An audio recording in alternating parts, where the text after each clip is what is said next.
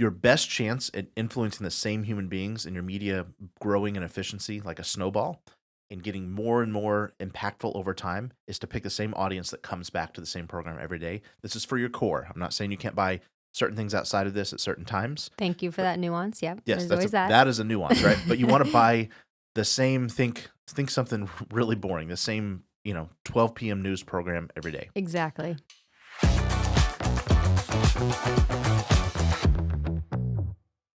Welcome to the Maven Marketing Podcast. Today is Maven Monday. I'm your host, Brandon Welch, and I'm joined by my co-host, Megan Ellis, a.k.a. the Mago Mom. Mm-hmm. This is Megan's first podcast with us. Megan, are we making you nervous?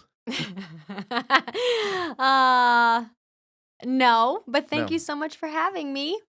Seriously, though, this is not your first time in show business, is it? No, many, many moons ago, I spent a lot of time on stage doing musicals in my early 20s. You've done a few commercials as well, too. A few. Maybe for a local convenience store or something like that. Okay. So this is obviously show business, so Yes. what could go wrong? So Right. this is also the place where we answer your real-life marketing questions to help you eliminate waste in advertising, grow your business, and achieve the big dream. The big dream. Mm-hmm.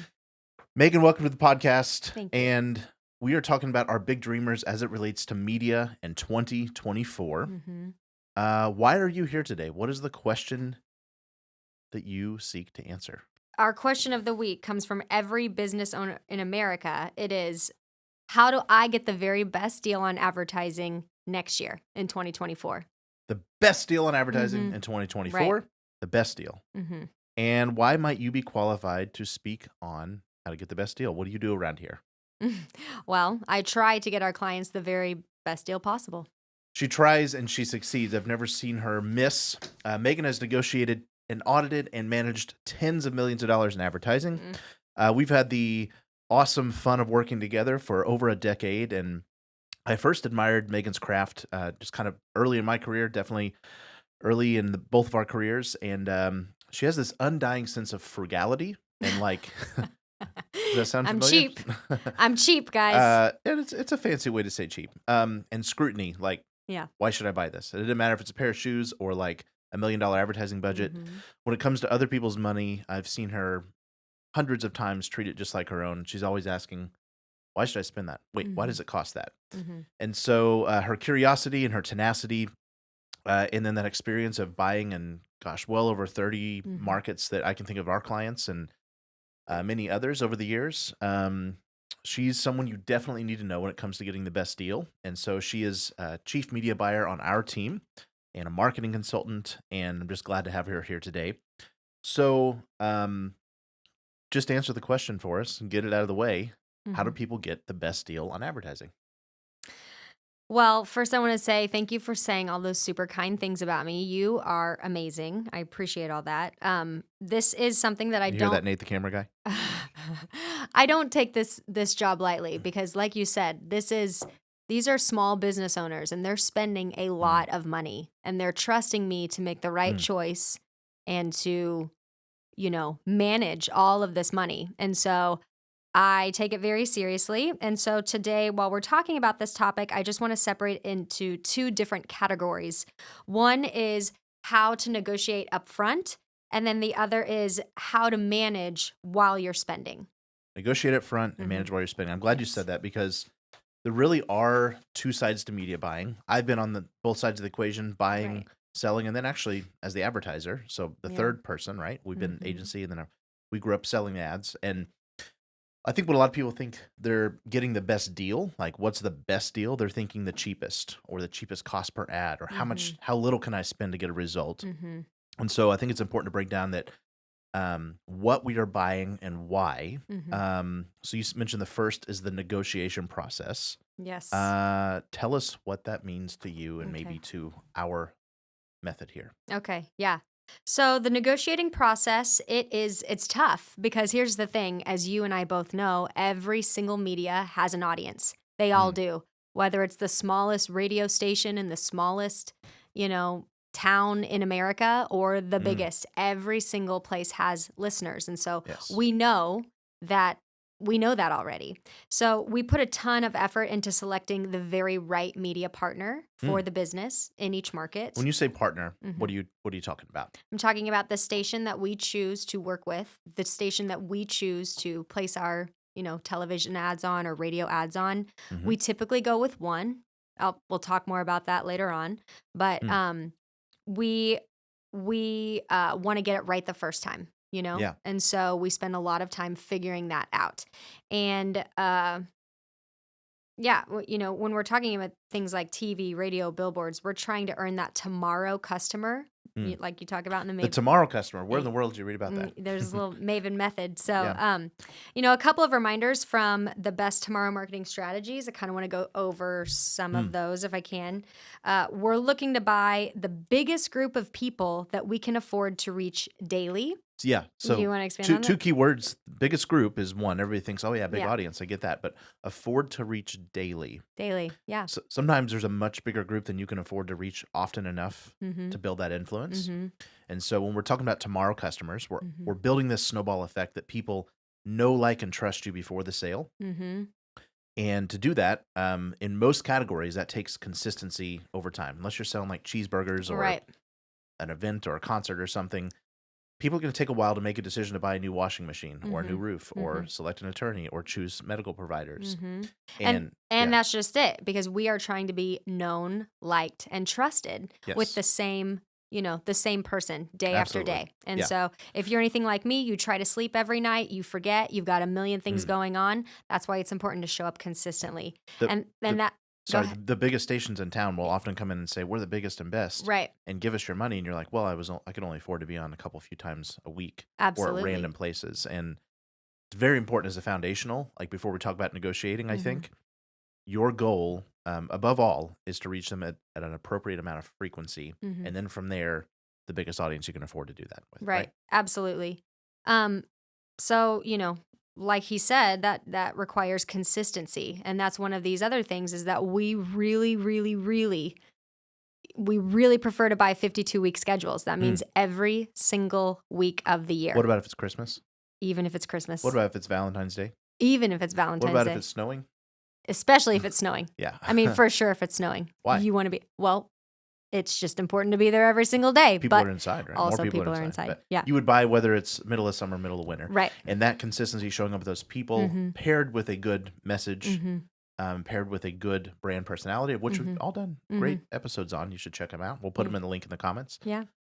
That builds this familiarity factor that people know and like you and trust you long before they have the washing machine break and go, holy smokes, I need a washing machine. Right. So, right. So that means that, before we buy these audiences, we are extremely clear on our business strategy and the message. All of the best media buying in the world, it won't save a bad strategy or a poor message. Yeah. So get your strategy right, get your message right, and then buy the media. That is foundational to the Maven method. You guys know, if you've listened to this podcast for more than a minute, you know that that's the process and the order. But now we've got an awesome strategy. We know our business outcomes. We have spent time obsessing over the human beings and what they need to have in their life and how we need to speak to them. Now it's time to buy the media. So give us your just down and dirty tips for negotiating that best rate and that best schedule. Okay. So like I said, the goal is to negotiate, find the best partner or partners that you can commit to long term. It's not jumping around monthly to buy the cheapest spot or anything like that. So we're going to negotiate based on the size of the audience and what we have to pay for that size of audience. So we measure that in actually two different numbers. There's one is the cost per rating point, and then the other is the cost per thousands of people, cost per thousand. Okay. Let's break that down for a second. Okay. The average person probably doesn't know what a rating point is. We probably hear that, ooh, it's got highest rated show or whatever. Really quickly, just to demystify that, one rating point is 1% of the audience you're talking about. So if it's adults 35 to 64, if the program scored a 1 rating, that means that 1% of all of the 35 to 64-year-olds in that area watched it, an audience of that size. It's measuring essentially the same thing as thousands of people. It's just thousands are easier to talk about because we know the number of 1,000 people. We can imagine that. So cost per thousand is just a different way to divide out that audience. For the sake of this episode and just for simplicity, you can ask your station whoever's trying to sell you advertising, to give you an either form of measurement. And both. And both. Like, they're really measuring the same thing. It's just the amount of people. But ask for how many thousands of people watch that program. And so it's just a basic measure of efficiency. You're dividing what you had to pay versus how many thousands of people are watching it. Exactly. Right? Exactly. So what you're going to want to do first in the negotiating process, if you're going to embark on this journey, is you want to request the same information from all stations. That's really, really important because you're dealing with salespeople, and salespeople are really good at showing, the best strengths of their product. Exactly. God bless them for doing that. Exactly. Right? That's their job. And so you're asking for a consistent, hey, I want to take the whole year of rating measurement. I want you to tell me how many thousands of people on average watch these programs per exposure. And then I'm going to divide that by the cost you're going to pay me this year, right? Is that fair? That's exactly it. So you're getting those, they'll be on all different sorts of like looking paper, but you're getting down to that. What is the cost per thousand of this program? That's a really good way to measure what you're getting. Yes. Always look at cost per thousand. Yeah. You want to request the same information from the same stations. That requires the number of people each station reaches at different hours or programs of the day. And every hour has a different size audience. Yes, it Certain does. programs pull big audiences. Certain programs pull small audiences. Yep. And the cost to run a spot at those times of the day or in those programs of the day. If it's radio, obviously 6 to 9 a.m. people driving to work, that's a bigger audience time, right? Middle of the day. And most stations, less. Drive time. So you're saying in those same hours, you can ask, they're called standard day parts. So just ask the station rep for CPM for the standard day part. And then they'll give you, okay, here's 6 to 9, what our cost per unit is. Here's, 10 to 2. And, there's different ranges, right? So ton of nerdy stuff we could go in there. But for the average business owner, you're just printing out every program and saying, what am I paying here? Because here's the real danger. If you're going, ooh, this station is charging $1,000 for a spot or $1,000 a week on the radio station or whatever. And you're going, dang, that sounds expensive. That's outrageous, right? But you might learn that $1,000 buys you exposure to 100,000 people. And another station might be going, well, we'll sell it to you for 200. And you're thinking, that's an awesome rate. Right. Well, that's a lot better than 1,000. But you might learn that station is only reaching 10,000 people for that $200. So in the $1,000 spot example, you were paying $10 cost per thousand. Cost you $10 to reach 1,000 people, essentially. And the other, quote unquote, cheaper rate, you're paying $20 cost per thousand. So you'd be paying double to reach the same amount of people. And so that's that balance part. Some budgets just aren't going to be able to afford that $1,000 spot 3 times a week for 52 weeks. So you start there, but then you go back to say, can I fit the frequency goals? Can I be on, which we're going to talk about in just a second. Yeah. But key is measure it against the thousands of people. Media in general is a commodity. So how many people are watching and what do I have to pay to reach those people per person? Yep. So when you're doing the math, you're also balancing how many times you can afford to be in front of this audience. Like you said, the minimums you want to stick to. So I'm going to give you some numbers. Okay. Here's a couple of ways that I stay in the parameters of what I'm trying to work with here. No less than 3 times per week in one program on TV. Okay. So let's just stop that there was for a just big 1 second. statement. That's a big statement. That's a big statement. But quick foundational thing in TV, if your goal is to become well-known, liked, and trusted and build the most rapport with an audience, you generally want to be buying the same programs. It sounds fun and fancy to jump around and be on maybe, the 6 a.m. I'm on news this morning. HGTV today. Yeah, HGTV today, and then True TV tomorrow night. And we have this like as advertisers, we get excited because it feels like we're going to be everywhere, right? Right. But really, your best chance at influencing the same human beings and your media growing in efficiency like a snowball and getting more and more impactful over time is to pick the same audience that comes back to the same program every day. This is for your core. I'm not saying you can't buy certain things outside of this at certain times. Thank you for that nuance. Yep. Yes, There's always that. That is a nuance, right? But you want to buy the same, think something really boring, the same, 12 p.m. news program every day. Exactly. Or the same 5 p.m. news program every day. And to start out, you pick your most efficient program or the one you think is going to fit your audience the best. And you go, okay, minimum 3 times per week times 52 weeks, and then multiply that times the rate you have to pay. And that's what you're paying to be in that program. If you got budget left over, probably add spots 4 and 5 to that same program, Mm-hmm. or at least up to the 4 point, Mm-hmm. right? Mm-hmm. And then you're saying, after I've got that filled, do I have money left over? Cool. Mm-hmm. I'll pick my next program. Yep. Versus trying to be all over the place. And a lot of media reps, with really good intentions, build these really complex schedules that are like, 1 week here, 1 week here, because I think it makes you feel like you're in a lot of places. But the truth is you're not, because if you're not in front of people, the average person sees 5,000 ads per day, right? Mm-hmm. If you're not in front of them daily, or at least every Mm-hmm. other day, Mm-hmm. you're not building that sticky factor. So, And the cool thing is, people tend to be creatures of habit. So you're driving by the same billboards, you're listening to the same radio station, you're watching the same, news program, you're consuming your news in the same way, you're checking Twitter every morning. I'll bet Nate, the camera guy, brushes his teeth about the same time every day. There you go. I bet he drives the same route to work. I bet he sees the same billboards. Maybe he switches it up. I don't know. But I bet he stops at the same stoplights, and I bet his blinker's on for the exact same amount of time. There you go. On average per day. So let's talk about time spent in the car. Let's talk about radio. Okay. So it's 3 times per program per week per TV. For TV. Minimum. If you can't afford that program 3 times a week, 52 weeks, buy a cheaper program. Exactly. Yeah. Or radio, a smaller station. Or a smaller station. Right? Smaller station. The place that you can afford to be. Right. Consistently. Yeah. So radio. Mm-hmm.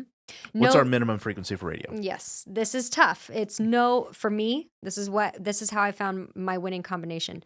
No less than 40 spots on the radio station between the hours of 6 7 p, Monday through Friday. Okay. You want to go for 40 spots per week. So you're averaging 8 spots a day between 6A and 7P. Mm-hmm. Mm-hmm. Radio, you tend to buy in weekly frequencies. Mm-hmm. Versus per program, because it's a smaller audience on radio and it takes more exposures to reach that full listenership. So 40 spots a week. So multiply your rate. 35 to 40. Yep. If the rates are, $20 a piece and you're buying 40 a week, that's $800 a week times 52 weeks is somewhere around the neighborhood of $40,000 or more. That's your annual budget. And you're going, am I going to spend that this year, or can I not afford that? And if you can't afford that, just flat out buy a smaller radio station. If you're going, my budget's 3 times that much, maybe buy a more expensive, radio station, and then backfill with a smaller one for your extra budget. Mm-hmm. So yeah, if you can't afford that level of frequency every week of the year, pick cheaper programs, regardless of if they're less efficient. Yes. So efficiency, that thing we talked about, is good. You should rank them, but even if you got a super expensive, really efficient program, you might be buying the second or third down that list to ensure you can reach the frequency. There you go. So we got all that math out of the way, and I promise that's as dorky as we're going to get for you guys today. That's as nerdy. Dorky. Maybe rewind that and listen to it on half speed.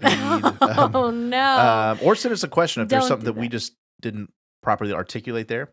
But you can certainly get in the weeds on this stuff. Yes. You really can. And that's why if you're doing this on your own and you're not working with a media buyer, I've got some tips for you on how to make this happen. Love it. Okay. You want to hear? Bring it on. You want to hear a couple? Okay. Bring it on. So one is you want to commit early. So let's say you are, again, embarking on this journey of doing some tomorrow type of advertising, and you're ready to finally invest in a television station or a radio station or that billboard or whatever. You really want to try to get that commitment level that you're comfortable with. You want to get that to the partner by the end of December. Like if you can get all of this laid out by the end of December, I promise you this is going to work out better in your favor. And let me tell you why. Tell us why. I'll tell you why. Because this is how these media partners are getting compensated, and they love commitment. And so they are loyal to people who commit to them. They will take better care of you. You will be, let's talk about television in particular. If you put your schedule in, by the end of the year, we're walking into a political year. Things are going to get crazy. You're going to hear words like preemptions and political ads and all of this stuff. And so your ad is going to be the last one to get kicked out if you get this in early. So talk about getting kicked out. We're going into a political year. Talked about this a little bit last week. We were talking about should we get off traditional media and go to digital. Oh, yeah. So great episode, I think. That was a good one. You guys should listen to that. Yeah. So this thing about getting kicked out, the thing about broadcast advertising, be it TV, radio, even cable, and even billboards. Mm-hmm. Like, there's a finite amount of space. There's only a certain amount of ad slots they're going to put in each program. Mm-hmm. And so let's just say that's 20. Mm-hmm. And let's say you're number 3 in because you placed in November of Mm-hmm. 2023 for, the year 24. You're like the third one in of that 20. Mm-hmm. Well, stations are required to take more to be fair to anybody. So Right. the way, if they fill all those 20 spots up, they have to give somebody else a chance to be in that program, but they can charge them sometimes double or triple what that rate, especially when it Quadruple. comes. Yeah, it can happen. There's a thing called rate card, and they're usually There's in different tiers. tiers. Yeah. Yeah, 1, 2, 3, 4. And so when you're negotiating annually, you're buying and you're saying, hey, I like my chances because I'm planning this early. I'm going to buy at the lowest rate and I'm going to lock that in for the entire year. Mm-hmm. Most stations will do that for you. Mm-hmm. And so I'm locking in that rate for the entire year. And then I'm doing it early. So anybody who comes in and says, I'll pay, double that. Well, you're way down the list of the ones that get kicked out. Mm-hmm. So you're getting the Exactly. lowest rate, locking in now, Mm-hmm. even for next November, December. And I will say, if that's really big and scary to say, I'm going to commit $100,000 to one station, the laws and rules and just frankly, just good relationship management with your station, they will let you move it around. Mm-hmm. If something happens and you get in a cash crunch or whatever, and you got to go, I got to pull back for July and something like that. I'm going to add it into August, September, my busy season. Mm-hmm.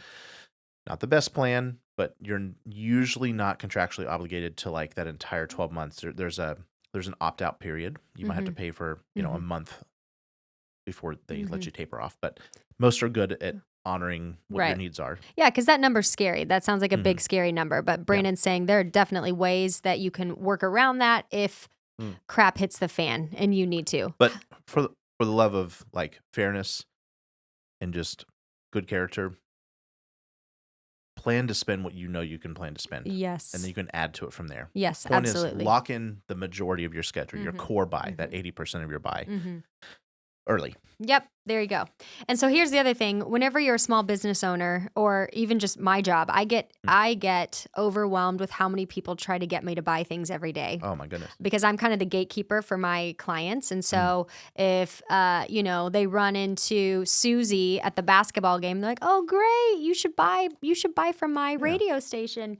They'll say, "Oh, I'd love to, but talk to Megan. She's our gal, and she knows what we can and can't spend." So they come to me. And let me tell you, you cannot just buy from the person that you like the most. You have to have a very, very clear understanding of the market, of the share of voice that station represents. You have to know how many thousands of people or hundreds of people that this advertising is going to reach. There is a lot of things that go into this. So don't just buy from your favorite person or the person that has, the Garth Brooks tickets or whatever. You really... Now, hold on. You had Garth Brooks tickets? Nobody... You have my attention. Listen, you have to buy off the numbers. You have to buy off the numbers. Man, that's a real thing. We've had... so that's point number 2, by the way. That was my tip number 2. Point number 1 is commit early. Point number 2 is buy on numbers, not buy on numbers. Necessarily relationships. Now, if the numbers are close, I will go with the one I like better. Oh, for I'll sure. go with the one that's easier to deal with. And some reps need to hear that. Because at the end of the day, it is a commodity. And so sometimes we don't actually go with the biggest station because they're jerks. We know that everybody has an audience. And so that's not always the winner. Yeah. Don't be a jerk. Be likable. Be serviceable. Be honest. Be honest about your station's strengths, because we're going to find out. And the big dreamers of the Maven Marketing Podcast are going to find out if you're lying. Right. And so just be honest. Tell them when your competitor's stronger in a certain area. Yes. Love it. So buy on numbers. But I started on a different rabbit hole there. Did you? I don't think so. It was about Susie trying to sell her. Oh, people. Station. You can't just buy from people I was that you gonna like. say, we've had people offer to give our clients cruises. Oh, yeah. And it's usually the underdog. They know they're weak, and they know they're afraid to show you the numbers instead of embracing their numbers and saying, "Yeah, I'm small, but you can afford to buy me really, really often." That's the play for a smaller station. If you're listening, we would buy off of that. By the way, we don't always pick number 1. We sometimes pick number 3 if they're better in that way, or if that's what our budget can allow. But they pull this smoke and mirror thing, and they try to give you all these freebies, and they get you emotionally excited.